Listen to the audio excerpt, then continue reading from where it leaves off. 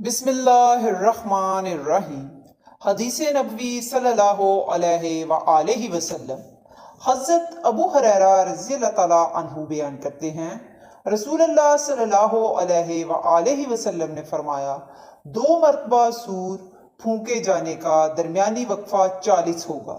انہوں نے کہا، ابو ہریرہ 40 دن؟ انہوں نے کہا، مجھے معلوم نہیں۔ انہوں نے پوچھا، 40 ماہ؟ انہوں نے فرمایا، میں نہیں جانتا۔ انہوں نے کہا، 40 سال؟ انہوں نے کہا، میں نہیں جانتا۔ پھر اللہ آسمان سے پانی نازل فرمائے گا تو وہ اس طرح جی اٹھیں گے جس طرح سبزیاں اگ آتی ہیں۔ فرمایا، انسان کی ایک ہڈی کے سوا باقی سارا جسم گل سڑ جائے گا۔ وہ ریڑھ کی ہڈی کا آخری سرا ہے، اور روز قیامت تمام مخلوق اسی سے دوبارہ بنائی جائے گی۔ اور صحیح مسلم کی روایت میں ہے، فرمایا، انسان کو مٹی کھا جائے گی، البتہ ریڑھ کی ہڈی کا آخری سرا باقی رہ جائے گا۔ اسی سے وہ پیدا کیا گیا اور اسی سے دوبارہ بنایا جائے گا۔ مشکات المصابیح حدیث نمبر 5521۔ حضرت ابو ہریرہ رضی اللہ تعالیٰ عنہ بیان کرتے ہیں، رسول اللہ صلی اللہ علیہ وآلہ وسلم نے فرمایا، روز قیامت اللہ زمین کو مٹھی میں لے لے گا اور آسمانوں کو اپنے دائیں ہاتھ میں لپیٹ لے گا۔ پھر فرمائے گا، میں بادشاہ ہوں، زمین کے بادشاہ کہاں ہیں؟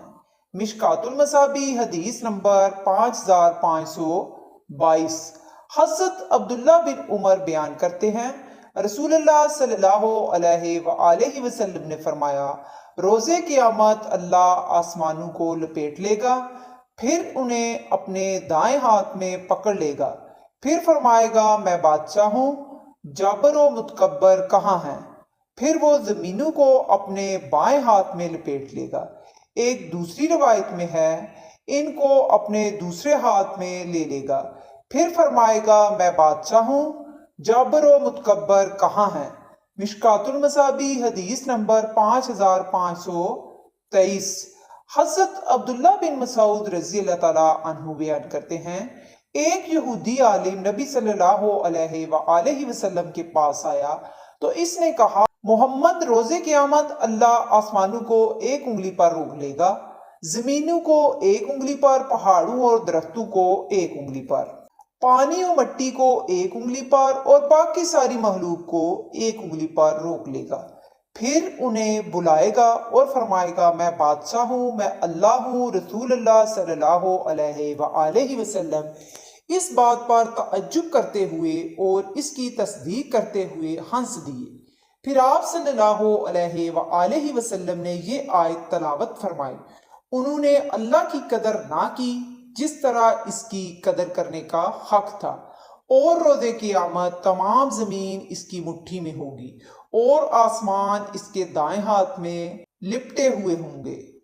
پاک ہے وہ ذات اور بلند ہے اس سے جو وہ شرک کرتے ہیں۔ مشکات المصابیح حدیث نمبر 5524۔ حضرت عائشہ رضی اللہ تعالیٰ عنہا بیان کرتی ہیں، میں نے رسول اللہ صلی اللہ علیہ وآلہ وسلم سے اللہ تعالیٰ کے اس فرمان، اس روز زمین کو دوسری زمین سے بدل دیا جائے گا کے متعلق دریافت کیا کہ اس روز لوگ کہاں ہوں گے؟ فرمایا، پل پر۔ مشکات المصابیح حدیث نمبر 5525۔ حضرت ابو ہریرہ رضی اللہ تعالیٰ عنہ بیان کرتے ہیں، رسول اللہ صلی اللہ علیہ وآلہ وسلم نے فرمایا، روز قیامت سورج اور چاند کو لپیٹ دیا جائے گا۔ مشکات المصابیح حدیث نمبر 5526۔ صلی اللہ تعالیٰ علیہ وآلہ وسلم۔